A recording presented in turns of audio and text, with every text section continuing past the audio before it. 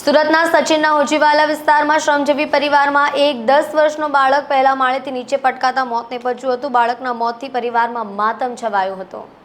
સુરતના સચિન વિસ્તારમાં આવેલા હોજીવાલા ખાતે શ્રમજીવી પરિવારમાં એક 10 વર્ષનો બાળક પહેલા માળેથી નીચે પટકાતા મોત નીપજ્યું હતું। બાળકના મોતથી પરિવારમાં માતમ છવાયો છે।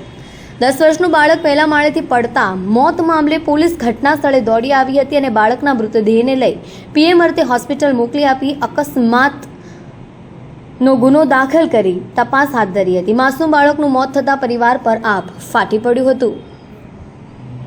आपका नाम और कहाँ रहते हो? मैं तो हूँ बिहार, सीतामढ़ी जिला, घर डीठी, रहती हूँ सूरत में।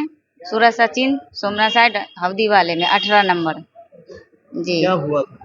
हुआ था यही कि वो बच्चे छत के टेरेस जो होता है ना, वहीं से वो अपना बहन के हाथ से छूट गया तो डायरेक्ट नीचे चले आया। इसके लिए लड़के के साथ ऐसा हादसा हुआ है। उसका दिमाग में ब्रेन फट गया है, इसके लिए बच्चा दुनिया में रह नहीं पाए। कब की घटना हुआ?